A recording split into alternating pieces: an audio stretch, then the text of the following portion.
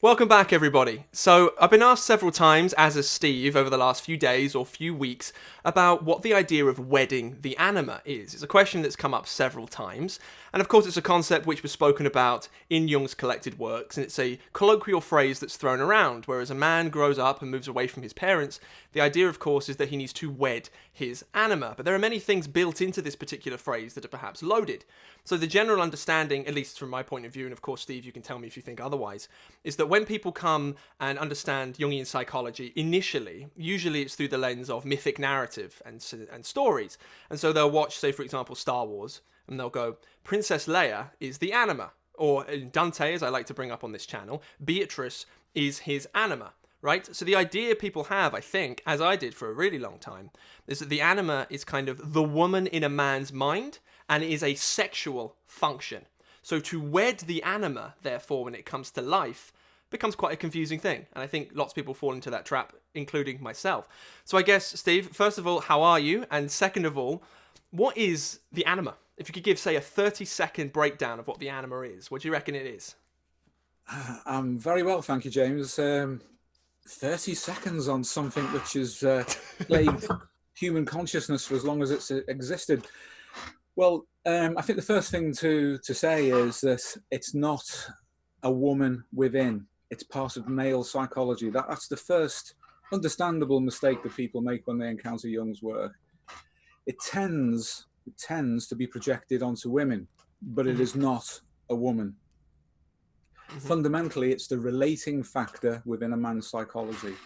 And it's Janus face. It points outwardly to the world and receives impressions from the world, but also the same function on the inside as well. The anima communicates the unconscious to consciousness. And when we communicate with the unconscious, we go through the anima and not the shadow.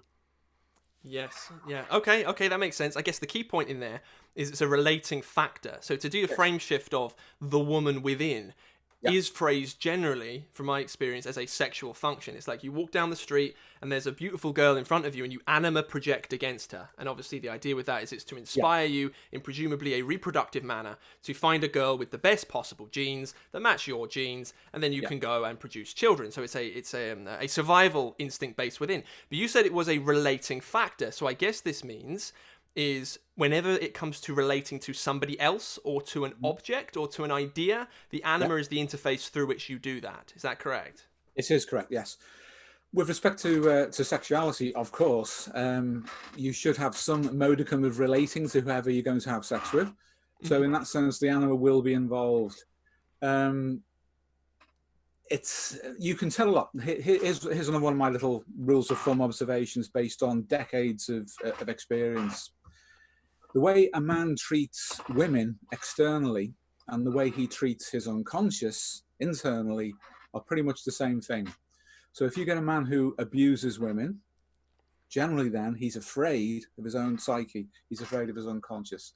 If he relates well to women, then he'll relate well to his unconscious, and also vice versa. A man who can communicate well with his psyche will pretty much automatically communicate well with women. And that's because it's the relating function. So that's a rule of thumb. We'll just get that one out. And that follows on from what I said earlier, that for a man, the anima is not a woman, not an internal woman. It just tends to be projected onto women. And we can elaborate on this in due course. But just to get those two things clear, I think would be really helpful. Sweet. Okay.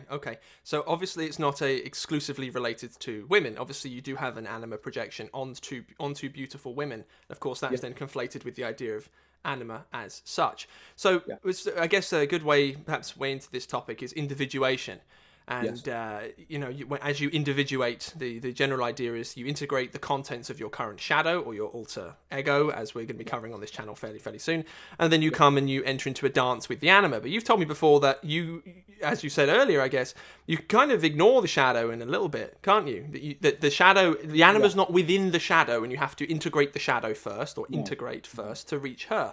So is the anima, we'll say, beckoning to you and active and being that relating factor throughout your entire life? Yes, indeed. The anima is present right from the get-go. whereas the shadow is a compensatory function that develops in parallel with the ego, with normal consciousness. So you are the subject of relating immediately that you're born from, usually the mother, from your primary caregiver. So in that sense, the anima is active immediately and is anticipated biologically. The shadow, as it's normally understood, which is a personal shadow, we refer to it as being the alter ego complex, the nuclear complex of the personal unconscious. That's a developmental factor that emerges later on.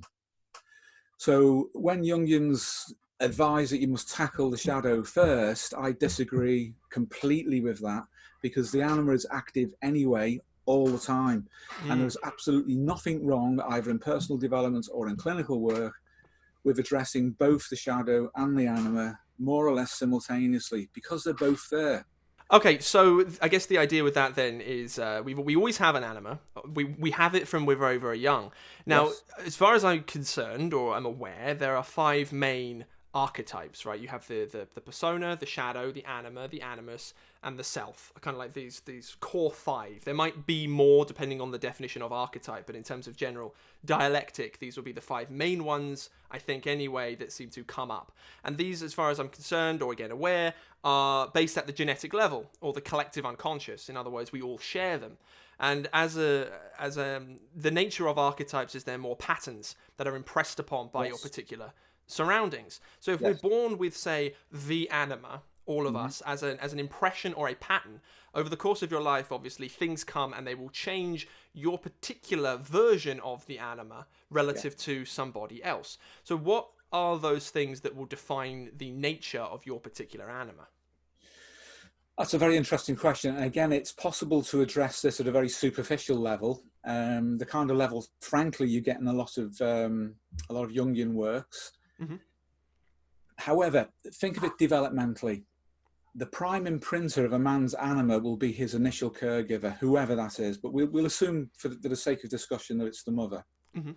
So the prime imprinter is the relationship to the mother. The mother is obviously the one who gives physical support, emotional support, social support. This is anticipated genetically, so the child is in sync with the mother's psychology immediately. So the anima is beginning to form immediately. Now, with a male, and we're talking obviously about the anima here, and that has most relevance for men at this stage at least, then the relationship to the mother is the prime imprinter, not only of those factors that I've mentioned, but it's also a confirmation element for a young man to be a young man, to be a male child. A young boy will model masculinity from his father. And in a sense, that's obviously very, very important. But the prime confirmation that you are indeed male comes from the opposite sex. And this is, again, a biological factor. So the mother will confirm in a young boy that, yes, you are a young boy and you will become a man like your father and like your father's peers. So it's very, very important, the relationship to the mother, right from the get-go, informing the anima. And with respect to how that shapes, you get an anima complex, which is, as you rightly say, is based on the personal experience that a young man will have of various women. Again, these are all going to be anticipated biologically, even though these relationships are social. It may well be sisters, extended family, school teachers, children in the street, and so forth. But all of these encounters will begin to shape the anima complex on top of the archetypal base, which was first released onto the mother. Gotcha. Okay. So to break down, we have the anima, but then there's also this anima complex. What's the core difference between these two particular things? Well, the anima archetype is inexperienceable directly. Jung referred to it as being a virtual image, and so that's like something that's been implanted genetically in us, which will have indefinite characteristics with respect to the specifics, but definite characteristics with respect to the overall lifespan development of a male child. So if you like, the complex rounds off and gives proper form, a definite experienceable individual form to the archetype. So it's kind of like the relating factor to the relating factor. if Yeah. I kind of understand. Okay, cool.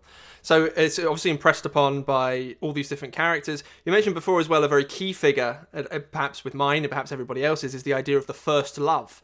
Yes, indeed. Could this be at any age? So for example, I was doing some of my personal myth stuff yesterday, which is bringing up a lot of things I couldn't remember for years and years and years. And there's a girl that I was dating when I was about 9.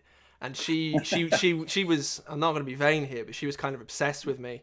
Because I remember why. It's because I swooped in like a knight in shining armor to save her from some bullies. She was actually tied, it was horrible, tied to a chair by these bullies. And I swept in and was like, no, I am your knight in shining armor. And I pushed them away and I untied her. And from that moment on, she was very much attached to me. And she would randomly come up and kiss me. My mum used to drive her home, for example, after school. And at the end, she'd always kiss me and sort of whatever else. But I wouldn't count her as my first love, if you like. There was no attachment on my end, except kind of an ego rush. But I did when I was about 16. That's when my real first love was. So by first love, is it first, say, sexual contact, which is technically kissing with another person? Or is it has to have that strong emotional love type resonance, if you see what I mean? I would say the latter out of the two, because the latter comes first usually. Usually it's an experience rather like Beatrice in Dante's Inferno. Yep. And that is really what Jungians call a sign stimulus, taking it from ethology, an environmental sign stimulus which triggers what they call an innate release mechanism. In other words, there's the trigger, the program is released, and then the projection goes out onto the object. And you have a subjective experience then, which includes a rush of hormones and the anticipation of an archetypal pattern being fulfilled. So the rush of hormones is reinforcing, and you want it again, and you want to do it again, and you want to seek out that object and find out why it makes you feel so good. But you also introject as well aspects of that experience, and it will attach itself firstly to the anima complex and then more deeply to the anima archetype. This becomes a dialectic. So when the ego checks itself to try to understand what's happening to it in this young man's mind, he will access an impression of the virtual archetype itself in reference to the complex, in other words, the personal experience. And then you get this resultant effect, which starts to form part of the personal myth of the first love, the ideal girlfriend, and so forth. So is that why generally the first love, is it because it's the first time it's happened? Because in terms of memory, so you have a first love and it's the first time it's happened, so therefore memory wise it's great, you kind of remember it? Or is it because by definition of these patterns, as you say, being released forth genetically, that's why it's so significant? So why is it first love necessarily?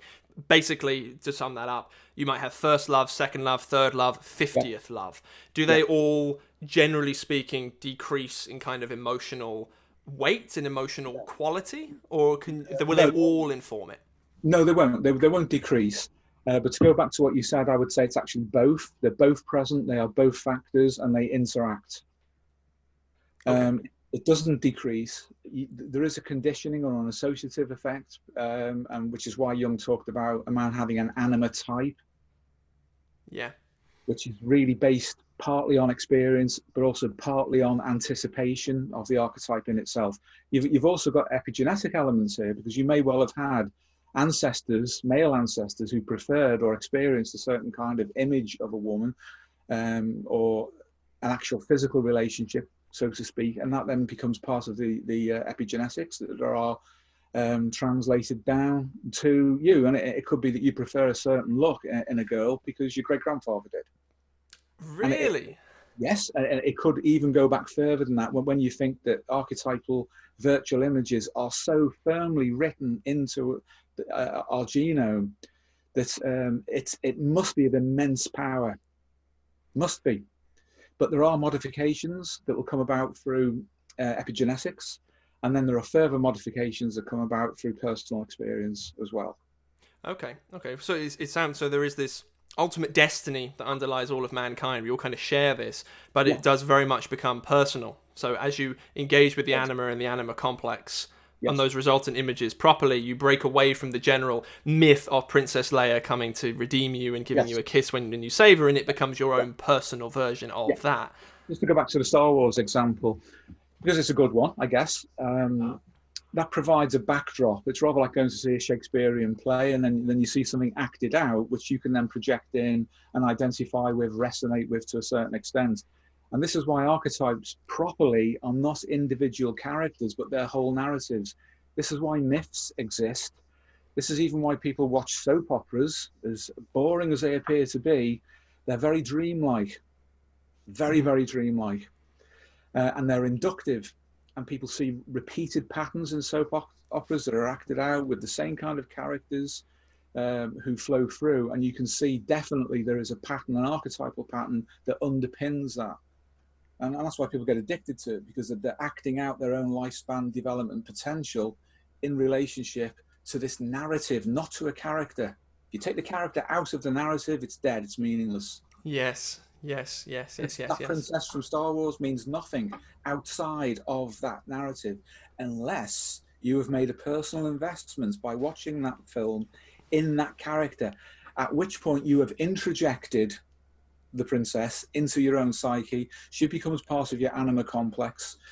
That image then triggers the anima archetype, and you find yourself thinking about her all the time, ruminating, and it then gets projected back out, and you start looking for that girl. Okay, that's really interesting. You know, some of my older friends, say of my dad's generation, obviously Princess Leia is not so much an image for my generation, but she really was for the older generation. And I've seen some people who basically they live in Star Wars. And they still live in Star Wars. They went to see it in 1977 or 78, and they come away and it's like Princess Leia is the girl for me. They make a joke out of this in pop culture, I believe. It could be Friends, yeah. which I don't like, but Jane does like Friends. There's this whole thing about the Princess Leia bikini and how every man's fantasy is for everyone to wear Princess Leia's bikini, which for me doesn't make any sense. But I guess from what you're saying in terms of an introject, it's not Princess Leia as an objective character, which is resonating with people. It's what they have put into the image of Princess Leia, right? That would be an introject. Yeah, you have the narrative, which is the film and the story, which men then engage with, and then having engaged, they, as you say, introject out, they appropriate that, they assimilate it to their anima complex, and then the thing starts to behave autonomously, which complexes do, particularly really powerful ones that are meant to be powerful because they're pushed by instinct, like the anima complex, backed up by the archetype, and this is where it can get problematical, because it can then start to influence the whole economy, if you like, of the psyche. It can be affected by that one image. Yep. Okay. So I guess we covered the anima, I guess, in brief detail, but just as like a general idea. I'm interested then in terms of building up to this idea of actually wedding the anima and what that means. But I guess, first of all, the anima itself is, as it is shown in films, and I think people usually like to see, would be the love interest. But it also comes across in a negative form as well. Yeah. You've got, like the same with all of these different ideas, there is a positive pole and there is a negative pole. So in what ways could this anima complex, I imagine it would be the complex rather than the actual archetype itself, come out in a negative form? It's both. Both, okay. Well, because to use the example, you project onto a girl, she's beautiful, and it draws you towards her, just as the most concrete, everyday example everyone might have experiences with. How might that manifest with another girl if it was a negative pole of the anima projecting? Well, the first and obvious one is you might be rejected. And then as the backdraft of the energy which you've imbued this person with then flows back into you in a negative way, and it affects your self-esteem. That's the first layer, just the rejection layer. And then in terms of character, this might be a wholly inappropriate person to relate with, but you let them in, because there's a tendency then to not only project onto the love interest, it's also to bring them into your being at every level. And that can affect your mental health and your physical health. Everybody will know what this means, because obviously relationships do go bad, but then people are still attached because of the magic of the projection onto someone who's basically an abuser, for example. So that's that side of it. On the inside, rather than on the outside, the negative anima works by causing depression, creating superstition, by creating a one-sided conscious attitude. For example, I'll use the INTP configuration in the Myers-Briggs as an example. The negative anima can frighten a man who is, say, in this example, INTP, off and away from any notion that there's value in his opposite, the ESFJ configuration. And that then becomes turned into a kind of a superstitious thing. And that can lead to all sorts of problems. There's a cascading effect. You can get OCD coming from something like this. There's all sorts of things. And of course, the anima is the mediator to the psyche for the conscious personality, for the ego. So if the negative pole of the anima is operating predominantly in a man, it's going to disturb everything. It's much easier to deal with the notion of the shadow negatively than it is to deal with the anima negatively, because of the seductive elements and because we're being driven to find that ideal mate and to reproduce. There's instinctive pressures pushing us, and these are the deep psychological reasons why men make mistakes in choosing life partners. I want to go back briefly to what you were saying on the whole rejection front, because that I've experienced that, but mostly in the social realm, actually, where say if I open up to somebody, perhaps historically under the influence of at least a small amount of alcohol, I'd open up, I'd reveal myself to them, I'd bring them in, all social boundaries gone. If there was any kind of rejection, or perhaps because of my my particular type, INTP, the FE facsimiling as NE, presumed rejection on their particular behalf, I'd get a feeling that wasn't quite depression, but it does fit with what is how Jung described it in his collected works, Anima Possession, and he described it perhaps in more colloquial words from his day as acting like a woman. Basically, in those sort of typical terms, where I'd become sort of moody and withdrawn, nobody likes me, that type of thing. Would that be the negative pole of the anima then, as sort of a concrete example coming back at me? Yes, but remember, there is value even in the negative. Because in terms of like a feedback and reorientation to make sure that you learn from the experience. If you work with it, you have the impetus to change and to switch back into a positive relationship. So the potential for the positive and the negative exist internally as anticipations of real external experience, because our ancestors have experienced both sides of relationship, positive and negative. But a self-regulating psyche, if it's working at its optimal level of homeostasis, would utilize the negative as impetus to restore the positive. If it's not regulating properly for whatever reason, then you get an overamping of the negative and you start to get psychopathology.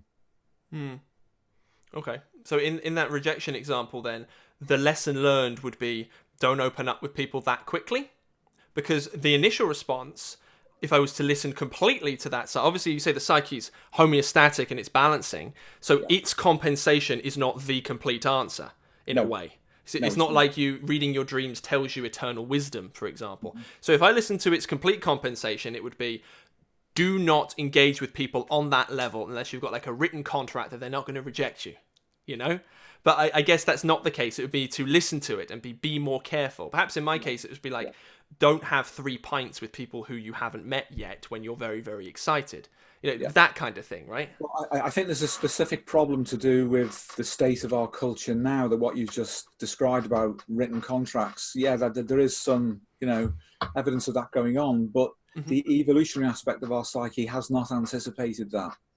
It's what Jung would have called contra naturam. It's against nature to do that. Itself wants the 2 biological sexes to interact and to reproduce. And that's a main impetus for the psyche and for social relationships. If we go against that, we're going to make mistakes sometimes. Sometimes we're going to move things on. But sometimes there's going to be serious mistakes made, very, very serious mistakes. And those mistakes turn up firstly in individuals and then in cultures as being pathological. Gotcha. Okay. So on this idea of then wedding the anima, we know what the anima is. We've got this positive pole. We've got this negative pole, which perhaps is a resultant of the positive pole initially. You've got all this emotion. You've got all these ideas. But Jung did speak about the idea of wedding the anima. And of course, over Individuation, that's an idea to have. Yeah. What precisely then does that mean? Okay. What I'm trying to do is to keep away from too much over-symbolization, if you follow my drift on that. It'd be very, very easy to talk about the chemical wedding and alchemy. Yep. the Mysterium, the Mm-hmm. Conjunctionis, yep, all of that stuff. And to me, that's an abstraction away from everyday life for most people, and it's unnecessary because it's symbolic. Mm-hmm. So we need to keep away from that. If you're going to, first of all, understand that the anima exists objectively outside of the ego, that's a task in and of itself. It mediates through symbols, absolutely, yes, and we can find all the evidence we need for this, and it's in Jung's collected works. That's all there. But if we go after the symbol, the problem is that symbols are hypnotic. They induct people, they fascinate them, and they start to lose their direction and their orientation to everyday life.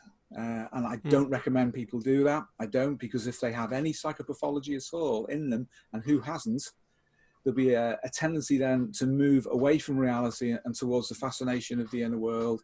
And you're much more likely to become a victim to the negative anima if you do that. Yeah. So having said all of that, right, I'm going to have to use some metaphors. First of all, or analogies. You cannot integrate the anima into the ego. You just cannot do it. It's a wrong choice of words. The anima is a huge, huge thing in terms of structure, in terms of energy, in terms of content. You can't do it. The ego is a relatively small thing. It's the nuclear complex of consciousness, which contains an aspect of our persona, that aspect that we're aware of, and also our self-concept. It has an executive role in adaptation to the outer world, and a receptive and then later interactive role with respect to the inner world. So it's quite a small thing. It's known in experimental psychology, for example, that consciousness can only hold a certain amount of information before it reaches overload. And they talk about the magic number of 7 plus or minus 2 chunks of information. That's it. That's all you've got. When you think about something as big as the anima in terms of just a complex, all of the summation of your experiences throughout the whole of your life, however old that you may be at any one time, you could not cram all of that into that narrow consciousness and expect the ego to function. It would not. It would burst. It would fragment. Now that's one way of describing it. Another way of describing the problem of trying to assimilate something that's too big for the conscious personality to hold is to say that the person becomes insane, psychotic. You don't want that either. Preferably not, no. Definitely not. So the proper way to look at the anima is to align it to the ego, to align it to consciousness, which, again, using a metaphor, if you imagine that you have the ego complex here, that's the nuclear complex of consciousness, with a field around it of what can be conscious, and then we move the anima complex firstly into a safe distance from it where there can be communication, and some of the contents of the anima complex can be assimilated functionally into the ego. But if you try and bring this in, and bear in mind it'll be massive, it would just destroy the ego. You can't do that. And if you do try and do that, unless you have one of these two systems in place, a religion to contain those forces, then it's possible to do that up to a point, but even then the religion will run out of its capacity to control it.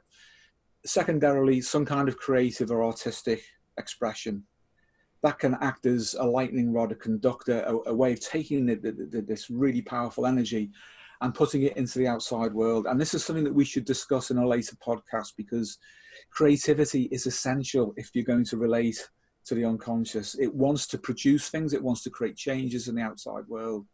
And it has a massive bandwidth, massive, which is why it communicates in symbols. Symbols are very broadband information carriers. So if you can then create a symbol in the outside world, you transfer that force from within your mind and put it into something concrete that you can relate to safely. So religion and art can, to some extent, contain these massive tidal forces from the unconscious. You can't just rationally try and integrate it into ego consciousness. It'll blow you away. But what you can do is bring it into relationship consciously and then have an exchange of energy and information between those structures. So you modify the ego sufficiently to be able to relate to it. You're much more likely to maintain a healthy and therefore positive relationship to the anima if you do that. And I'm sorry if that's technical, but that's the way it is. No, that makes perfect sense. On the creativity front, just really quickly, because it mirrors my own story in a way. There are people who, for example, are in a 9 to 5, and there's a big meme on the, especially in online business spheres, perhaps inappropriately, which is like, escape the 9 to 5, be yourself, do all this other stuff. And obviously lots of people can't do that. They have to sustain themselves financially, they have to eat. But if you're saying that creativity in some kind is essential for relating with the anima and the anima complex, then it makes sense as to why people who fall into a 9 to 5 job that they don't enjoy, perhaps sitting in an office, come away being depressed and anxious, and they don't understand it. And then from my experience anyway, the way especially young guys tend to compensate for that is masculine images, which is the idea of grind. It's called hustle porn and things like that on the internet, which is work harder, grind. Tell you what that is. That's an over-amping of one-sidedness. If a man over-amps himself in terms of his masculinity, then the subtext to that at an instinctive level is you're more likely to attract women, obviously. Yeah. Pumping weights, or you're being alpha or whatever, then you draw women to you. Well, that's because you're not going to them. If you have to attract them to you, you're not going to them and attracting them actively. It's a passive, instinctive default position, and it has problems. It has problems for health, although these men would not want to accept that because they're just over-amping their masculinity. And of course they are men, and they therefore think to do that is the right thing. But that's a positive feedback loop that's going in a negative direction. If they made themselves more interesting to women, they could conserve an awful lot of this excess energy that goes into pumping themselves up in the wrong ways.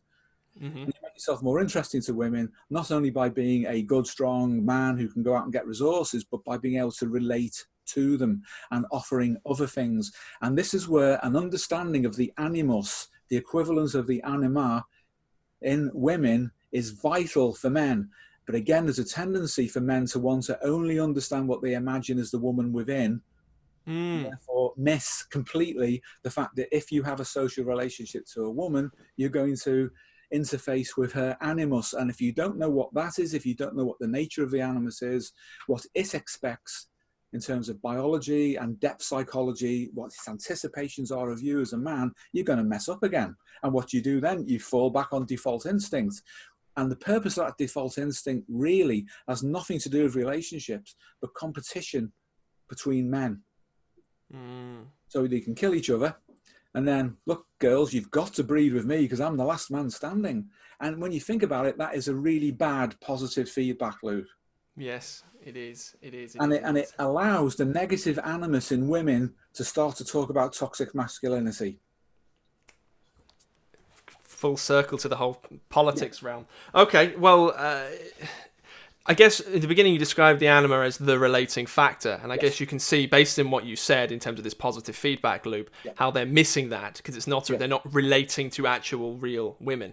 Okay, well that makes perfect sense. So creativity and religion and things like that can help you contain and get closer to the anima and the anima complex. How would one, generally speaking, from your clinical experience, begin to relate closer to their own anima and their anima complex in a productive way, which is, you could colloquially call or metaphorically call, wedding the anima? Is it relating to real life women? Is that the primary way of doing it? It's the primary way, because we were talking in a developmental sense earlier about what happens when you form the anima complex, and before that, the primary caregiver. All of that's early on.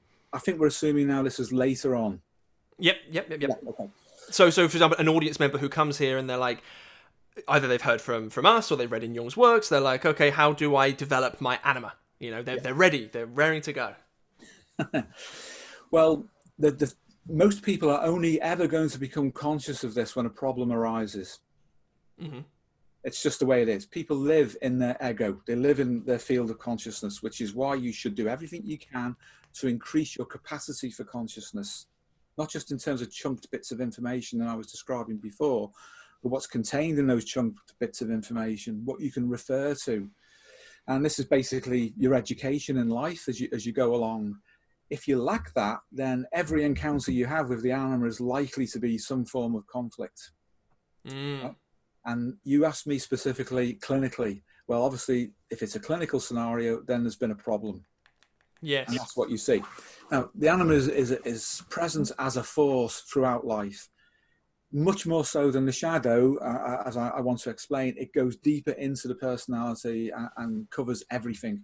So any kind of significant psychopathology, anything, you will find the anima is active there, but not necessarily the shadow. I'll give you a clinical example. Please do. This particular chap was in his 50s, and this was a long time ago, nearly 30 years ago.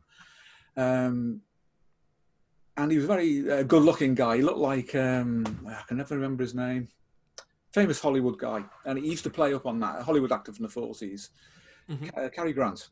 Oh, yes. Yeah. He was a spit of him, and a really nice guy.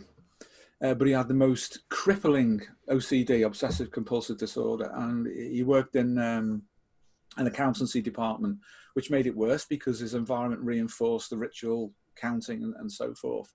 And he was absolutely crippled by that. He happened to be married to a Relate counsellor in the UK. Relate is it used to be called the Marriage Guidance Centre. They specialise in relationships. And she was a very nice woman, very facilitative, went well with him in terms of appearance and in terms of education and culture. On the surface, everything was fine, but he had this terrible OCD. And then he became fascinated with a woman whose name was Stone.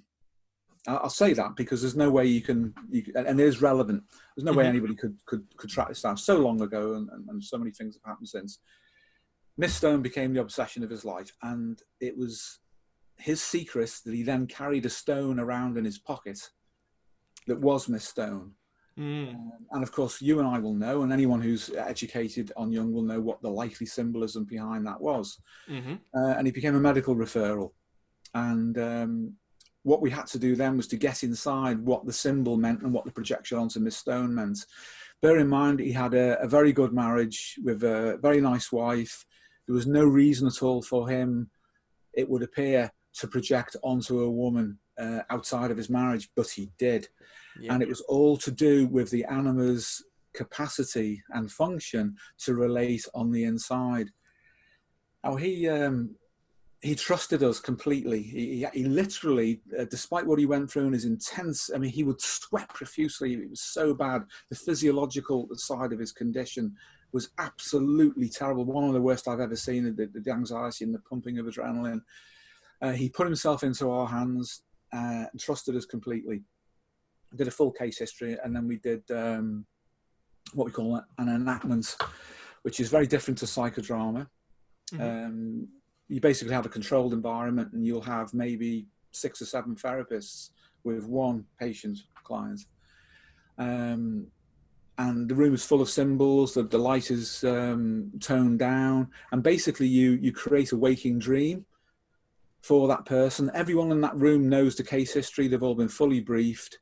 The other 4 or 5 therapists have never met this person before, never will meet them again, but they're there on his side, and they're gradually dissociated and brought into this 3-dimensional dream to do with their problems, where they pick up symbols and pictures or whatever it is to articulate their inner experience.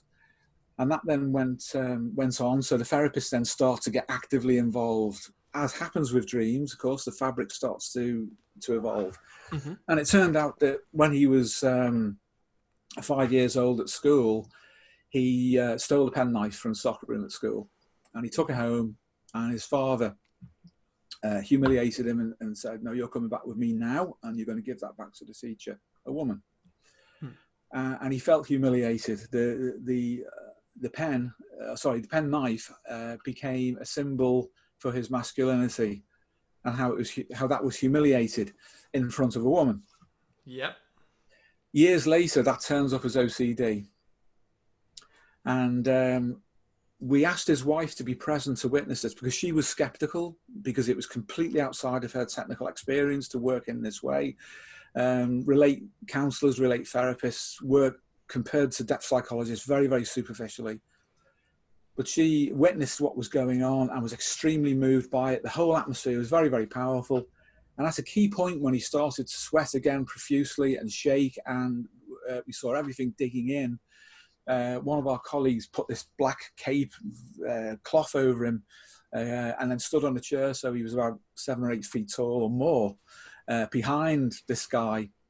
And he heard a noise, he looks over his shoulder, and then he grabs a plastic sword off the floor, which represented the penknife. He stood up, shouted Excalibur, turned around, whacked this poor guy, knocked him off the chair, jumped on him with his plastic sword and started to beat him repeatedly. Funny when I look back now. But then when all opposition ceased from beneath the black cloth, he stood up and he held it aloft. And at that point, he was imbued with his masculine power in front of his woman, right? And he took Miss Stone out of his pocket and said, I have no need of this anymore. He'd taken the sword from the stone.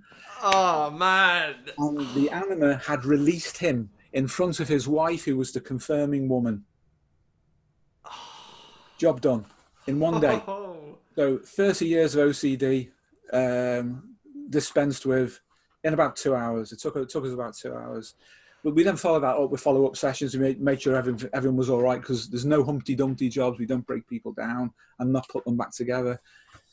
But that was a very emotional experience for all of us. And I found out several years later he was still free, still completely free. And I mentioned the anima because, you see, it wasn't so much his father humiliating him. He was humiliated in front of a woman who was like, you know, in loco parentis for his mother, the school teacher in reception class. And the penknife, if you like, in a Freudian sense, became something else. And then it was all linked. And when it was time for him to solve this, he couldn't do it. And he put up with OCD for 30 years until the anima, in frustration, said, I'm going to jump out on some woman called Stone and we'll get you to see that's what you need to do. Now, we'd picked these elements up. Obviously, we didn't tell him what we thought it was, didn't tell him about Excalibur. We just left the plastic sword there, let him carry the stone round. And his psyche did it all by itself without any prompting from us. All the therapists were briefed, and we knew that we should offer the opportunity for him to do this, but it had to come from him, otherwise it would not be genuine and he would not have won. Wow. Okay, that's a good story. So pulling the sword from the stone as well, like that's stone, a plastic one, and he was able then to dispense with the stone. Okay, so stone at work, and he came to me and he said, "What should I do with respect to Miss Stone and his fascination with her?" And I said, "What?" And this is controversial. Therapists would say it was, but again, I went on intuition. I always go on intuition. I said, "Sail as close to the wind as you possibly can without crossing that line of actually physically having an affair." But I said, if you don't do that, you're not going to be able to access the energy in your psyche, which is powering the OCD, and will also paradoxically release you once you understand fully what's going on. And he said, how am I going to do that? And I said, we have to go inside the psyche. We have to give you an opportunity to engage with it. Well, how will we do that? And then I explained the enactment process to him. I said, it's tough, it's very, very demanding, but everyone will be there for you. And your wife must be present if she would agree to it, because she needs to witness what you're going through in order to understand, as a relate counsellor, why you're fascinated with another woman. Yes. So the idea isn't then that you had, so this is the whole sexual idea, that a more beautiful woman than your wife turned up and you're projecting on her because it's telling you to break away from your wife and instead breed with this woman. That's not the case. It was the anima trying to give a particular message to you as to why your current maladaptation, in this case OCD, exists. Absolutely. It was trying to force your energy or to force the problem. So to bring this full circle, I guess, to the idea of wedding the anima then, it's not just a relating factor on the outside, it's also the relating factor on the inside as well. Absolutely. At the same time. So if you are, I guess, the end result of having wedded the anima or being more aligned with your own anima and anima complex, would you say that the biggest biomarker of that is you're happy and you're adapted, controlling for other outside scenarios, such as depression in a family member, for example? Yes. I always, and other people have noted, I always go back to homeostasis and self-regulation. My justification for that is twofold. Jung himself said the psyche is a self-regulating system and it must be in balance. And the second justification for that is health, optimal health. And working in frontline healthcare with a whole bandwidth of people suffering from all sorts of conditions, taught me that you do that. You go for the optimal balance. Sometimes when you treat a psychosomatic transduction, the stress reaction that turns up in the body symbolically, if you treat that, other things self-correct. Yeah. It's like a car, you know, once it develops one problem, it'll develop another because of that problem. And if you put one thing right, other things then start to run better. And it's exactly the same with people. But can I just interject and say that when you said a more beautiful woman, I'll be quite frank with you here, in my experience, the actual quality of the woman that a man might project on outside of his relationship in terms of her, you know, good looks, usually isn't better than the wife, because it's not the important thing. Now, young men, forgive me, might think that it should be, because that would justify ad hoc why they feel more attracted perhaps to a certain woman than the woman that they're with. It's well, how do I rationalize it? Well, she's prettier. Well, very often when men have affairs, it's not with more attractive women than their wife, it's with less attractive women physically. It's because something else is there that resonates internally rather than externally. And it happens with women as well. When women have affairs, very often it's not with a better looking man or a richer man or a more intelligent man. It's whatever is missing that's not been properly worked through in that relationship. And to go back to Wedding to the Anima, it's not a one-off thing. It's a lifespan thing, as you said earlier. It's a continual process of adaptation, and it depends what the challenges are at any one time for you to meet, which is why I bring it back all the time to it being a relating function. If you relate properly, you're going to have less problems. Relate internally, relate externally, and understand that this is a dynamic force that you cannot integrate. You know, you just can't do it. You cannot.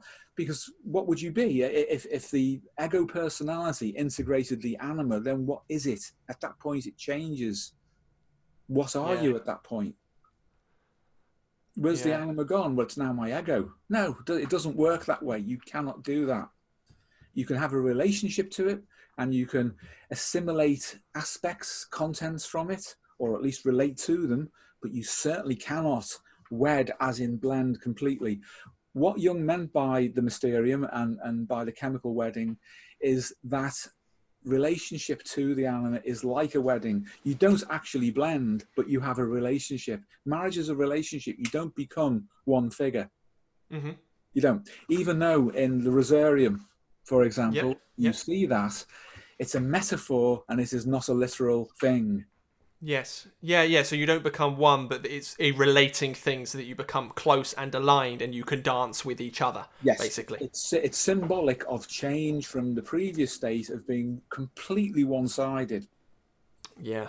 But it is not a blend of masculine and feminine, so you become a hermaphrodite psychologically as it's depicted in the Rosarium. You go to volume 16 of the Collected Works, Theory and Practice of Psychotherapy. Yes. You'll see the whole thing laid out there. And the problem is when people read that, they think I've somehow got to integrate my anima and become this psychological hermaphrodite. But that is not what you're meant to do.